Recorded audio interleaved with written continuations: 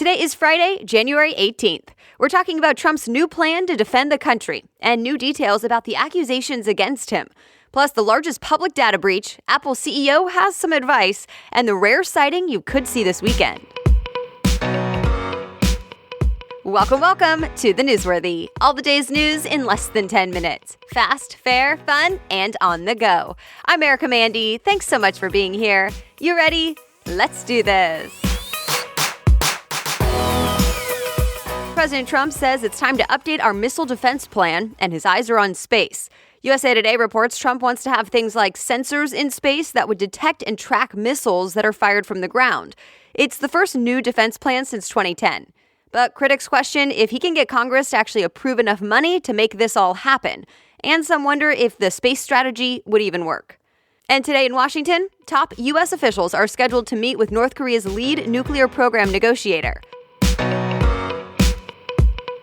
Two new reports about the illegal things President Trump's former lawyer, Michael Cohen, did and how President Trump himself may have been involved.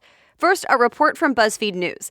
Buzzfeed cites two law enforcement officials who say Trump told Cohen to lie to Congress, which some say could be obstruction of justice. Critics say Cohen cannot be trusted, but the Buzzfeed report says investigators actually have witnesses, emails, and other documents to back this up. But at this point, other media have not been able to confirm the report. And more Cohen news. The Wall Street Journal reports Cohen says he paid a small technology company to try and rig online political polls before the 2016 election, and that Trump told him to do it.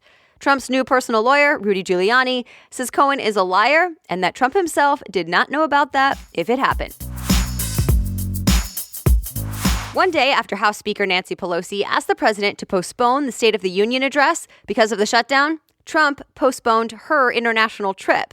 Pelosi was going to visit troops in Afghanistan as well as stop in Brussels and Egypt, but President Trump let her know right as she was about to leave she can't use the military plane after all because of the shutdown. The AP calls it a political tit for tat, and even some lawmakers say both the president and Pelosi are getting too political and inappropriate.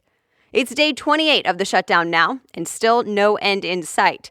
At least there are people helping out federal workers who are going without a paycheck for nearly a month. CBS News reports nonprofits and everyday people have been donating food, money, diapers, and even haircuts. And some companies are stepping up too, like Kraft opened a store in D.C. where furloughed workers can get some free food.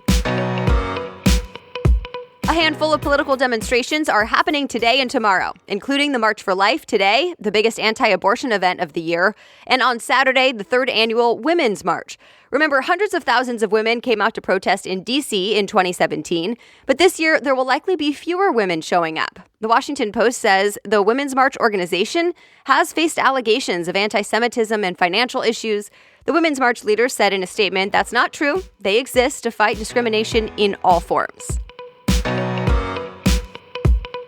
More news still ahead, but a quick thank you to today's sponsor, Podcast Movement. First, let me say I know the organizers of this event, and they truly care about the podcasters who come to their conference.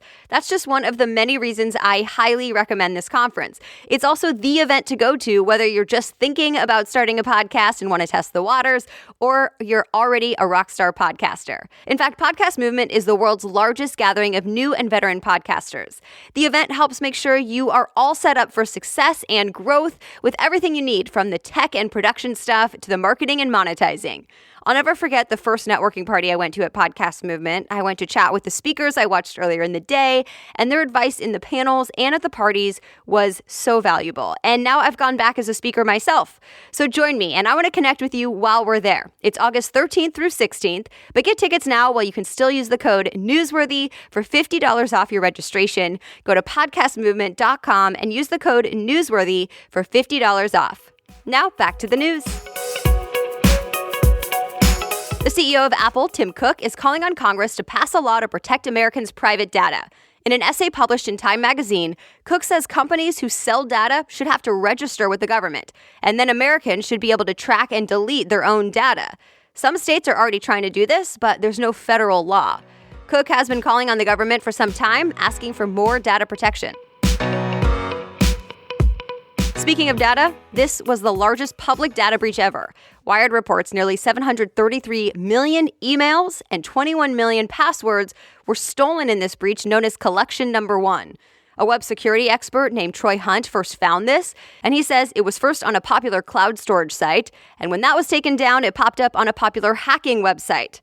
It's not clear where all the info came from exactly, but the data was not even on sale. It was just out there, available.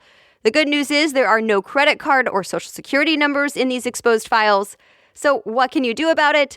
Well, the same advice applies to most data breaches. Change your password, don't reuse passwords, and enable two-factor authentication when you can.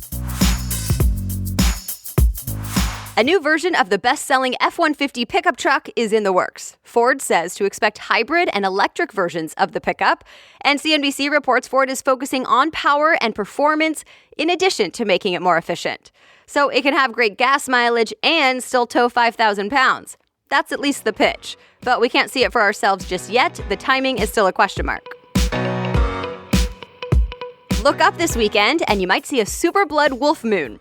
Space.com says this will be the first total lunar eclipse seen by North America in 3 years. So what is a super blood wolf moon? Well, CBS News explains it's a combo of 3 lunar events at once. The super part is because the moon is closest to Earth in its orbit, so the moon might appear bigger. The blood moon is when there's a reddish glow. That happens from the total lunar eclipse when the sun, moon, and Earth all line up and the Earth's shadow casts the red glow on the moon. And finally, a wolf moon is simply a Native American name for the first full moon of the year. And you won't even have to stay up too late to see it. You'll be able to see the super blood wolf moon before midnight in most of the U.S. She's the first woman to win a 268-mile race in the UK, and her record time of just more than 83 hours shattered everyone else's, men and women, by a whopping 12 hours. And get this, The Guardian reports British ultra-runner Jasmine Paris even stopped along the way to pump breast milk for her baby. And that's it for today. Thanks so much for listening. And of course, if you want to read more about any of the stories we talked about, just head to the homepage of thenewsworthy.com, click episodes, and look for today's date. The Newsworthy is ready for you to listen every weekday by 4 in the morning. I'll be back with more news on Monday. Have a great weekend.